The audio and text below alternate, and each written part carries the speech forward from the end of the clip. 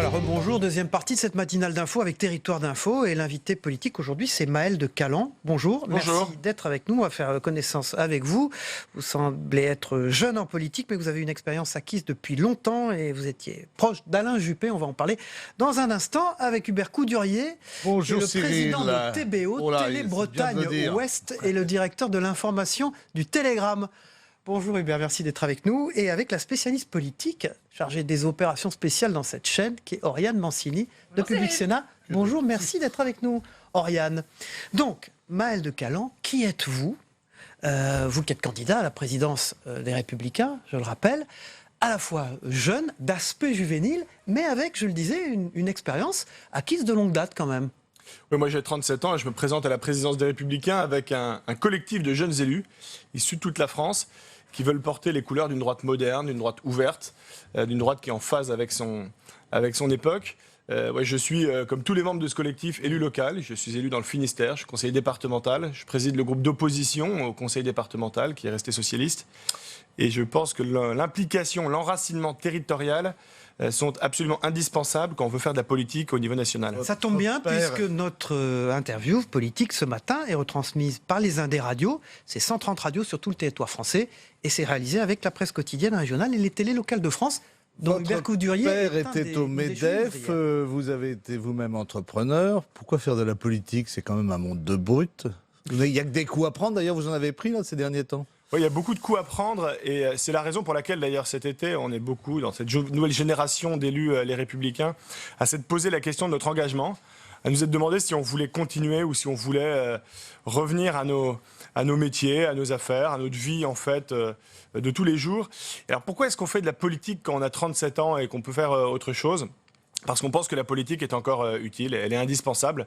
Il y a beaucoup de gens qui doutent des partis politiques et qui détestent leurs responsables politiques parce qu'ils incarnent tout ce qu'ils n'aiment pas et en même temps qui espèrent dans la politique. Il y a un sondage très amusant et très intéressant et en fait assez pathétique pour les partis qui est publié chaque année qui dit que près des 3/4 des Français aiment la politique, s'y intéressent et attendent beaucoup de l'action publique et en même temps sont désespérés par leur classe politique. C'est la raison pour laquelle dans notre génération, on a envie de transformer ces pratiques. Alors vous êtes jeune, Maël de Calan, on l'a dit, vous avez travaillé chez UBS dans un fonds financier, vous avez été directeur financier d'une start-up spécialisée dans les biotechnologies. Y a-t-il du Macron en vous ?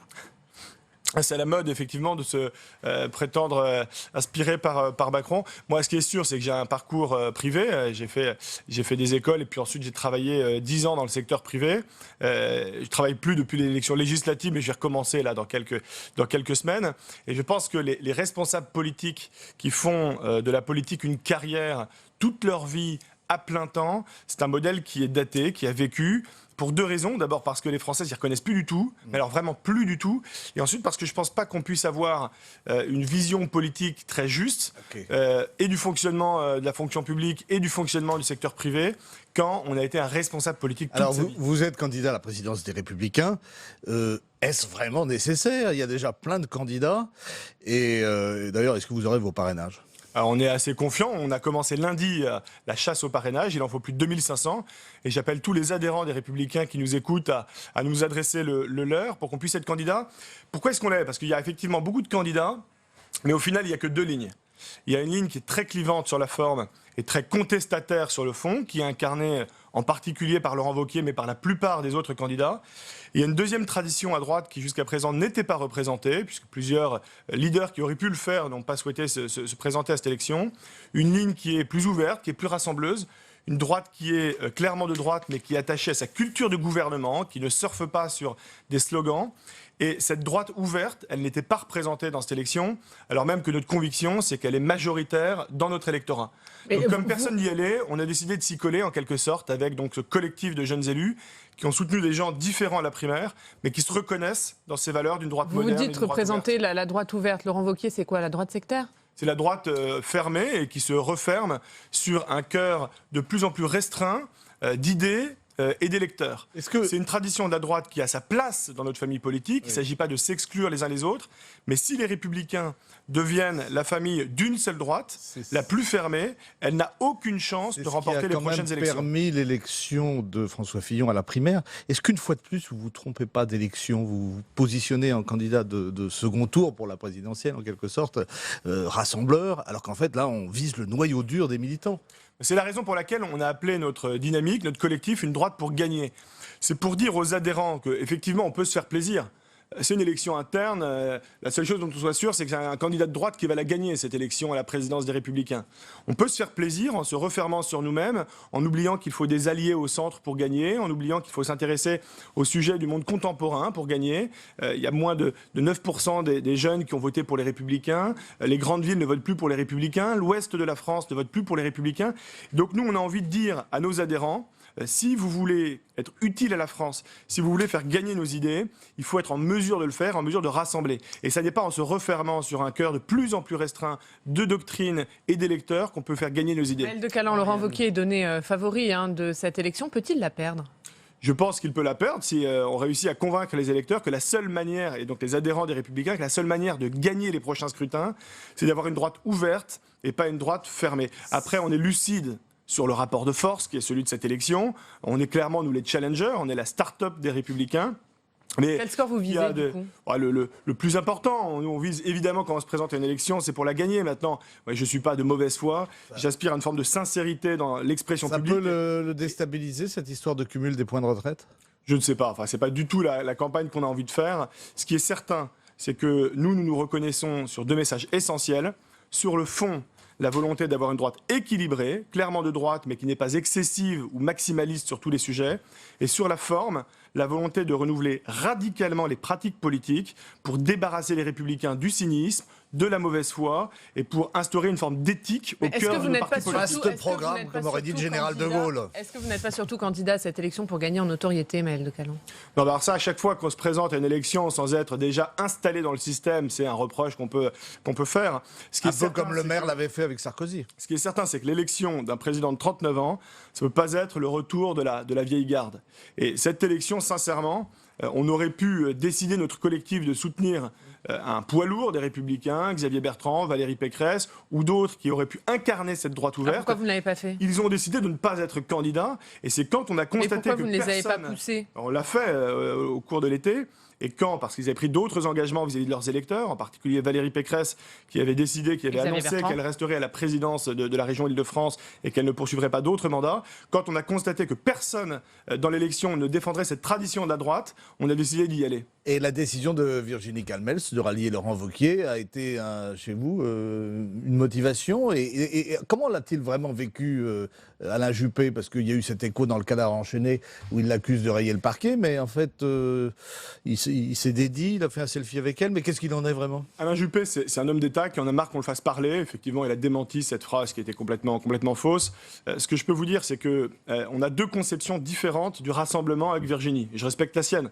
Mais de mon point de vue, le rassemblement ne passera pas par la distribution de postes dans l'organigramme ou par un discours un peu niant nos différentes sensibilités. Le rassemblement, il implique d'un mot de mettre sur la table calmement mais très clairement ce qui nous rassemble et ce qui nous sépare au sein des Républicains pour ensuite trouver une ligne idéologique, une ligne politique dans laquelle les différentes sensibilités pourront se retrouver. Donc c'est pas une question il ne s'agit pas de nier nos différences ou de donner un hochet à chacun, il s'agit de trouver une ligne dans laquelle on puisse tous se reconnaître. Maël de Caland est notre invité politique ce matin, il est candidat à la présidence des Républicains. Est-ce que c'est vous qui êtes chargé au fond de faire vivre le juppéisme, de porter le drapeau du juppéisme dans la modernité ? On est beaucoup à se retrouver dans les idées qui ont été portées par Alain Juppé pendant la primaire. Moi, par ailleurs, j'ai une très grande admiration pour Alain Juppé, pour le message qu'il a porté et pour ses qualités d'homme d'État. J'espère peut-être m'inscrire dans ses pas, mais alors très modestement. Cela étant, le groupe qu'on porte, le collectif qu'on porte, dépasse très largement le juppéisme. Il y a des amis de Nicolas Sarkozy, comme Jean-Baptiste de Froment, qui a été son conseiller éducation. Il y a des gens qui ont soutenu François Fillon, comme Othmane Nasrou. Il y a des gens qui ont soutenu Bruno Le Maire, Nathalie Kosciusko-Morizet. C'est le cas de Déborah Munzer, qui est élue dans le Val-de-Marne. Et donc c'est un collectif qui dépasse très largement les chapelles de la primaire, qui veut tourner cette page qui a été assez mortifère en termes de division pour notre famille politique, mais qui en revanche croit dans le pouvoir des idées et constate que dans les grandes traditions qui sont celles de la droite républicaine, il y en a une qui n'était pas représentée, dont on pense encore une fois qu'elle est majoritaire dans notre électorat. Le héros du jupéisme, c'est le Premier ministre. Le jupéisme aura beaucoup d'héritiers.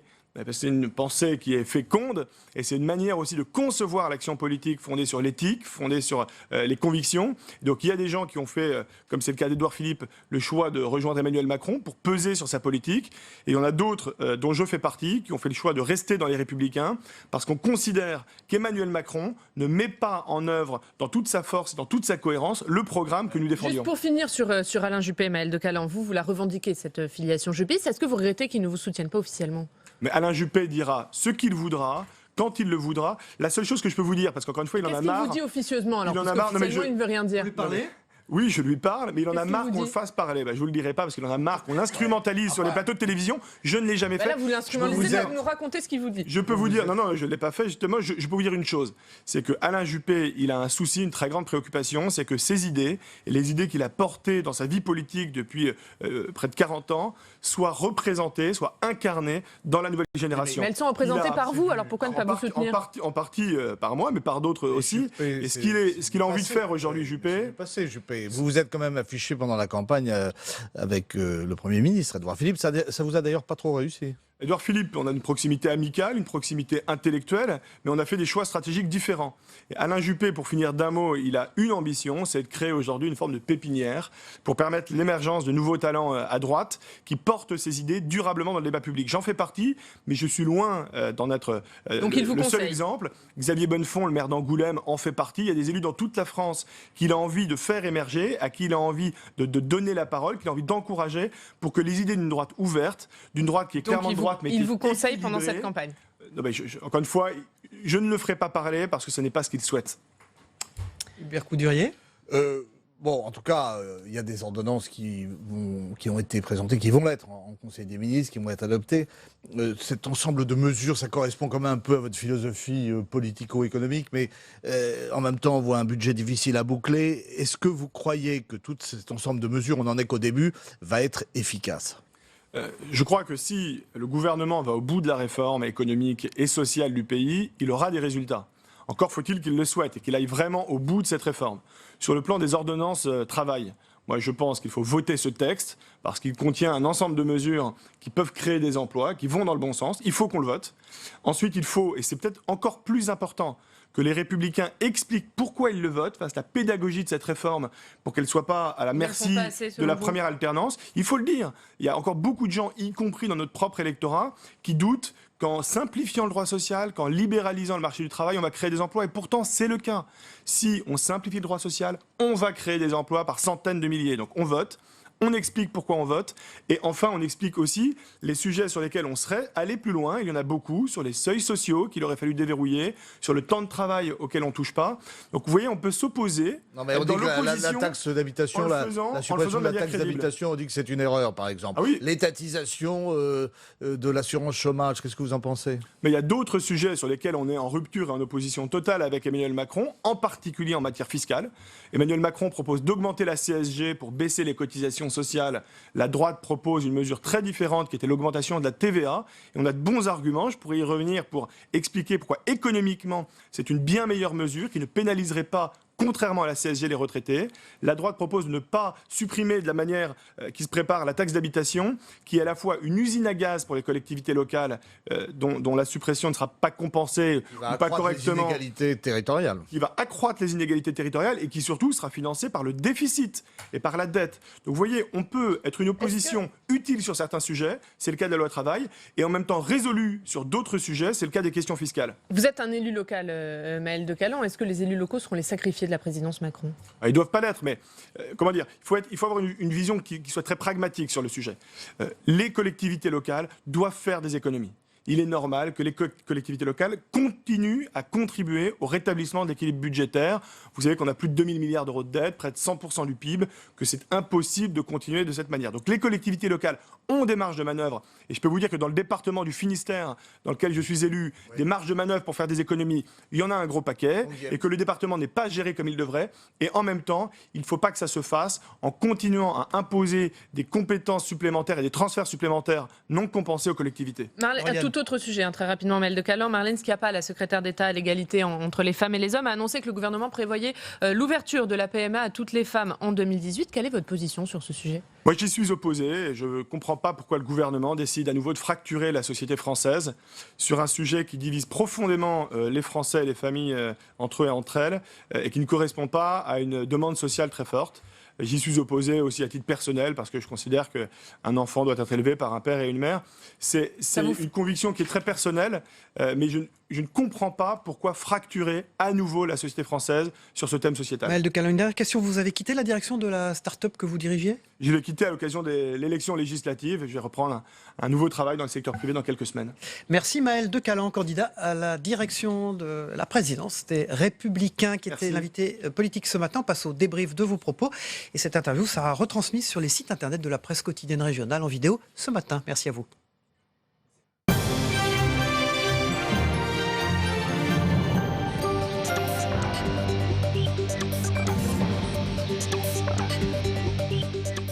Voilà, Maëlle de Calan, candidat à la présidence des Républicains, quitte ce plateau et font leurs entrées. Jérôme Cordelier, qui était là dans cette première partie de la matinale d'info, il est rédacteur en chef des éditions locales du Point. Bonjour Jérôme, rebonjour, merci d'être là. Bonjour Cyril. Et j'accueille avec plaisir aussi Luc Laventure, qui dirige Outre-mer 360, une télévision et un site consacré à l'Outre-mer. Merci Luc d'être là. Alors on a reçu Maëlle de Calan, un jeune en politique, 37 ans, mais qui a aussi beaucoup d'expérience. D'ailleurs, on l'a vu dans ses réponses et la forme qu'il en a donnée. Pourquoi la politique à 37 ans, d'abord ? Alors, il dit une chose formidable, les Français espèrent beaucoup dans la politique, mais réprouvent sa pratique. Et il dit, dans ma génération, on veut changer cette pratique. Jérôme Cordelier. Moi, je trouve que ça fait du bien, quoi. C'est-à-dire, il a la pêche, il est jeune, il a des idées, il a de l'enthousiasme, il a envie de faire des trucs. Et il est jupéiste. Et puis, il a envie de changer. Et il est jupéiste. Ça, c'est la deuxième partie. Voilà. Mais la première partie, c'est que ça fait du bien. C'est un discours. Et puis, Maëlle de Calan, on l'avait vu, d'ailleurs, on l'a remarqué quand il avait fait ce livre dont je me souviens plus le titre exact.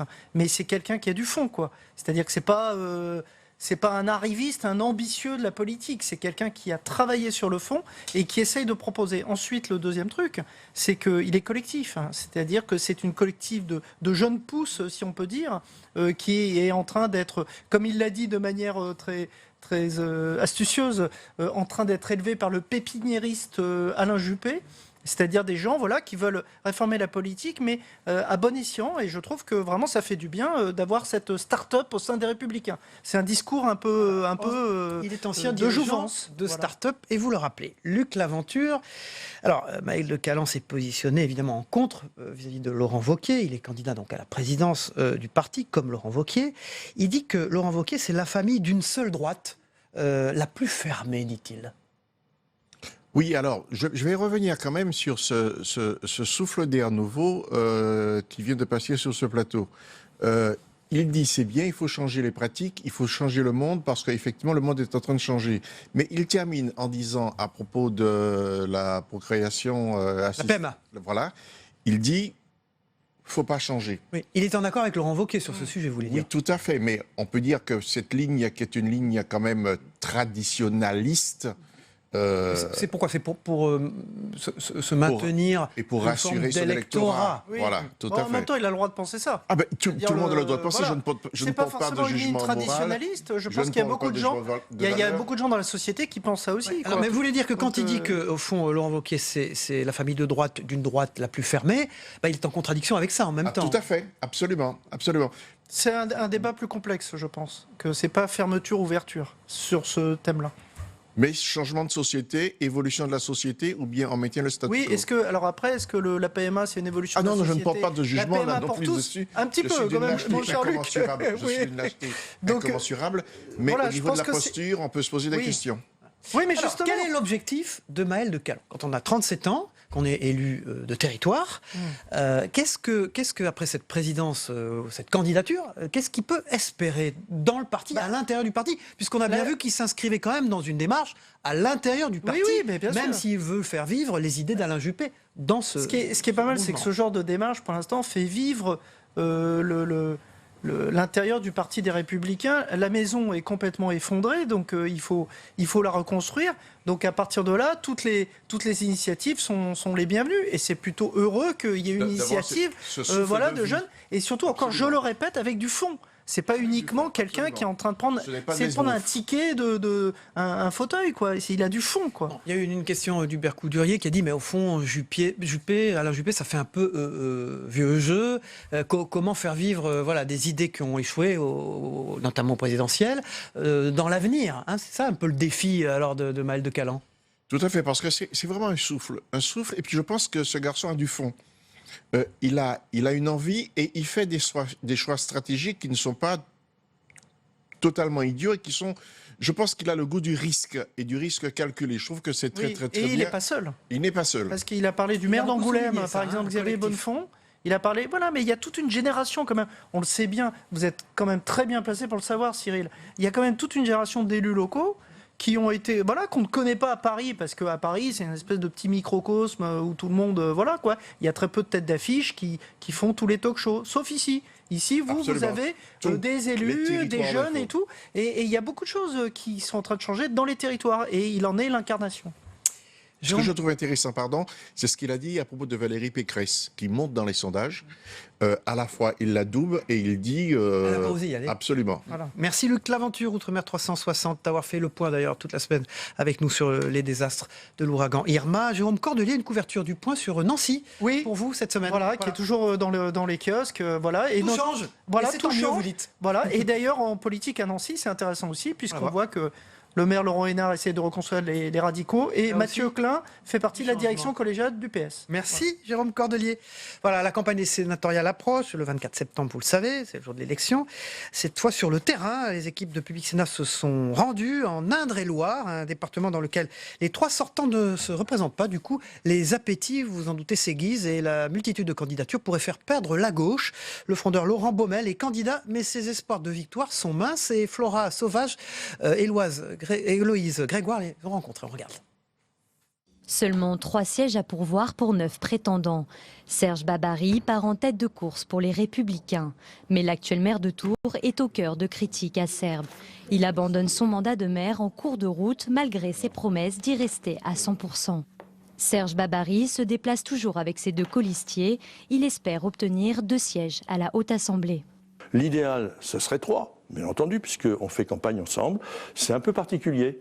On voit les autres candidats faire campagne pour eux. Bon, nous, on fait notre campagne en équipe et je pense que c'est remarqué par nos interlocuteurs. Une campagne sénatoriale express avec pas moins de 25 réunions programmées dans le mois. Ah oui, c'est une campagne au galop. Parce qu'il faut voir le maximum de gens pendant 3 semaines. Voilà, donc on a déjà fait 9 ou 10 réunions la semaine dernière. Aujourd'hui, Serge Babary part à la rencontre du maire de Chanceau, Patrick Delétang. Pour le maire de Tours, il faut séduire aussi les petites communes. Daniel, bonjour. Au candidat de la ville s'oppose celui de la ruralité. Voilà, on va découvrir le village. Pierre Louot, maire de Chédény et président des maires d'Indre-et-Loire. La difficulté de nos communes, c'est sénatorial, c'est aussi l'occasion de dire ce qui va et ce qui ne va pas. Alors on peut peut-être faire un petit peu le point à la mairie. Tête de liste pour l'UDI, le thème de la ruralité est au cœur de sa campagne. Le maire de Tours a toute légitimité, et c'est bien qu'il soit élu, pour les intérêts de la métropole et pour un sujet qu'il connaît bien. Mais les gens de la ville ne connaissent pas la réalité des territoires ruraux. Donc effectivement, je suis centriste, c'est mon gène depuis toujours.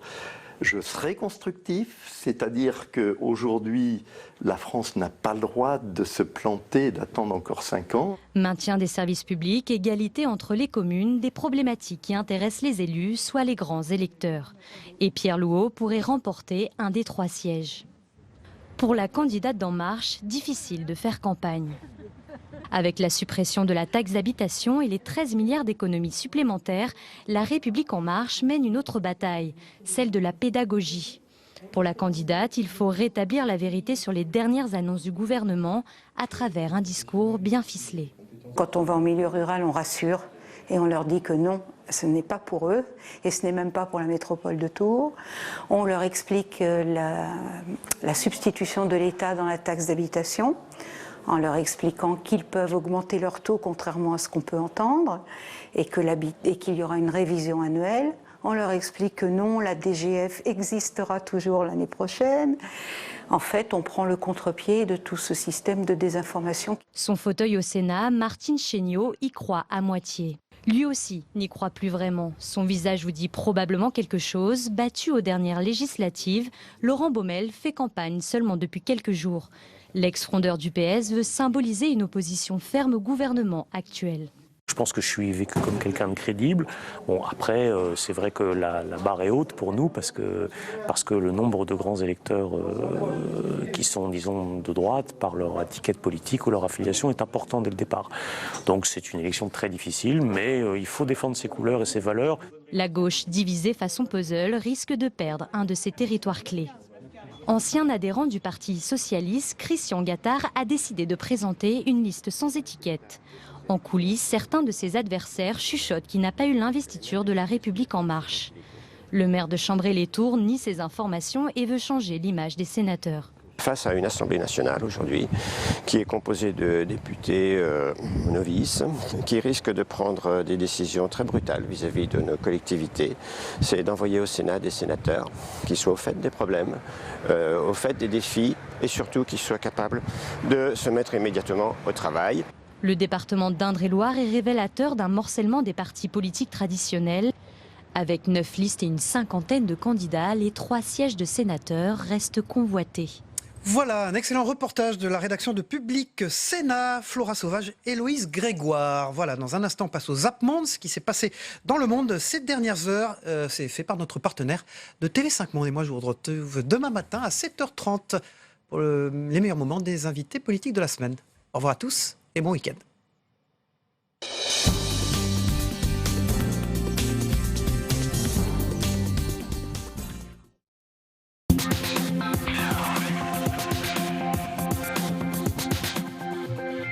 Il doit allier souplesse et fermeté.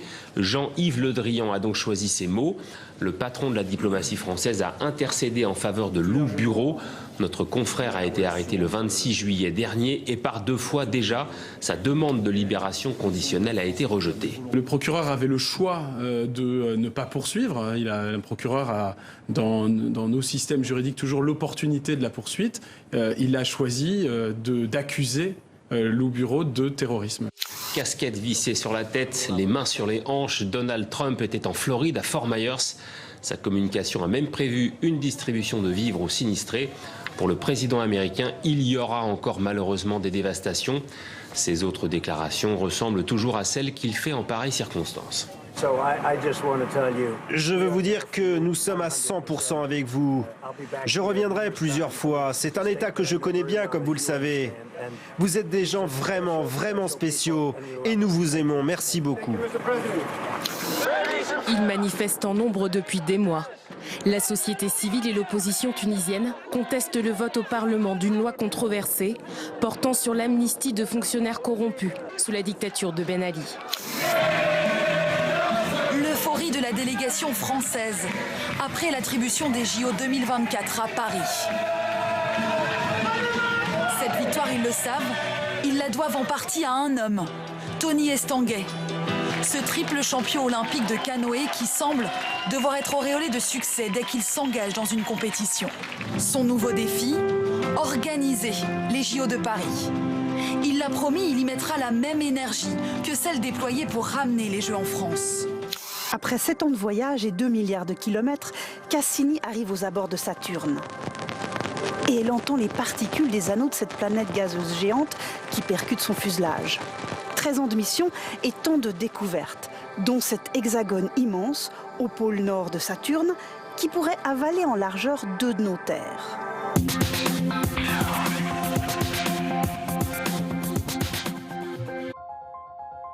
Suite au passage de l'ouragan Irma sur les îles de Saint-Martin et Saint-Barthélemy, Public Sénat appelle à soutenir la Fondation de France en faisant un don sur le site www.fondationdefrance.org ou au 0800 500 100.